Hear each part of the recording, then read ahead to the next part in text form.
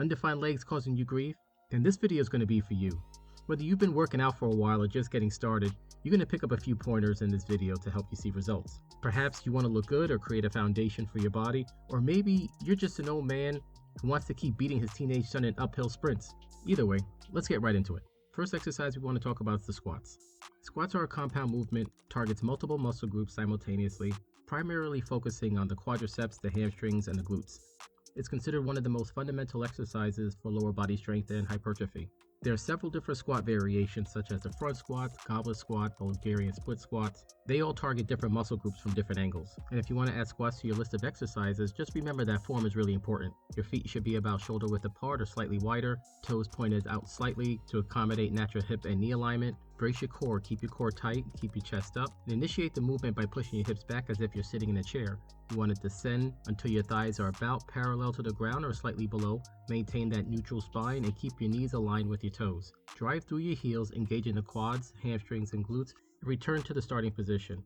You want to inhale as you lower down in the squat and exhale as you push through the ascent phase. Maintain a steady breathing throughout the movement. Based on your body type, not everyone's squat's going to look alike. Someone with long legs and a short torso, that squat, that form is going to look different than somebody with short legs and a short torso. And even saying that, I want to talk about some universal mistakes that you definitely want to avoid. One of the things is incomplete range of motion. Now, I do understand that maybe a quarter squat is really good for something like running or jumping, but in this case, we're just talking general squat mechanics. You want to make sure you have a complete range of motion, thighs parallel to the ground is sufficient. Avoid knee caving, that's when your knees start to bend inwards toward each other. And lastly, you definitely want to avoid rounding your back.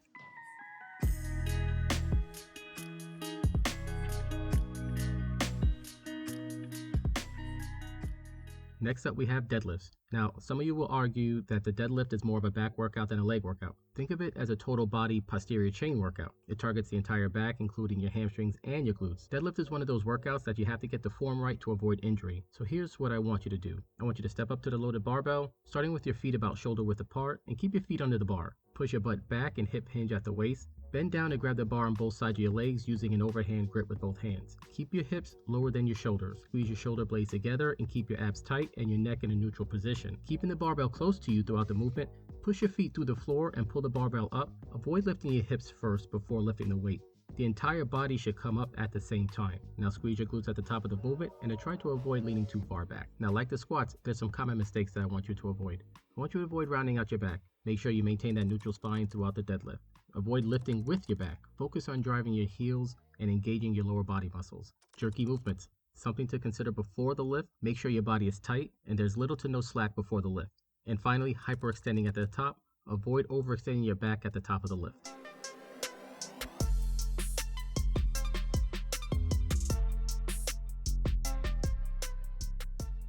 Okay, time to switch things up a bit with lunges. This is a unilateral exercise that's going to help you improve balance, stability, and overall low body strength. There are endless variations to the lunge. You can do walking lunges, forward or backward lunges, static lunges, pulsing lunges.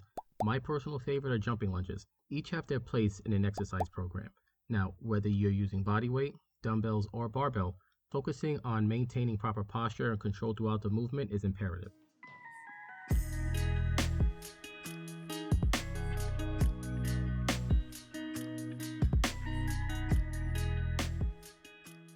Exercise number 4 is the leg press. If you're looking for an all-in-one leg exercise, the leg press machine is your best friend.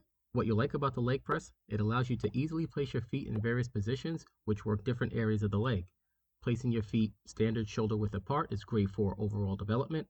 Adjusting the feet higher on the platform targets more of your hamstrings and glutes. Bringing them back but closer together targets more of the quadriceps. The leg press is a fairly easy machine to use. Performing the leg press starts with adjusting the machine and positioning yourself for which muscle you want to hit.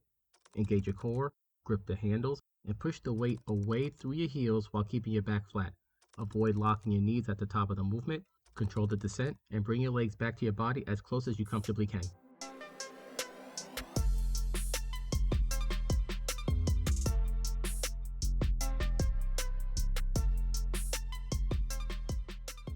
Moving on to the Romanian Deadlift.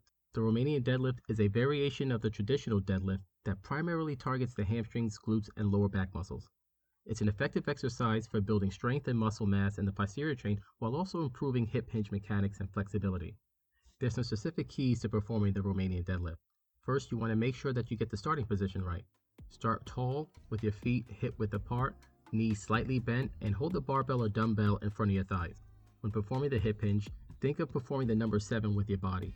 Engage your core and hinge at your hips to lower the weight down the front of your legs while maintaining a slight bend in your knees.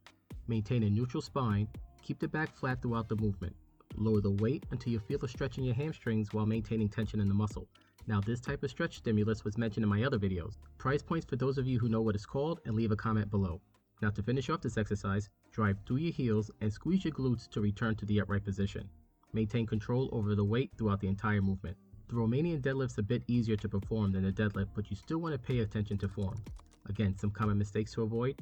You want to avoid a rounded back.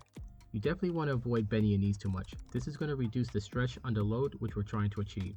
You also want to avoid using too much momentum. Perform the Romanian deadlift with controlled movements. You want to avoid any excess swinging or any excess jerking motions that can compromise form or safety. And there you have it, folks. Our top picks for the best exercises to grow your legs and unlock your full lower body potential. If you like these types of videos, please like and subscribe to the channel.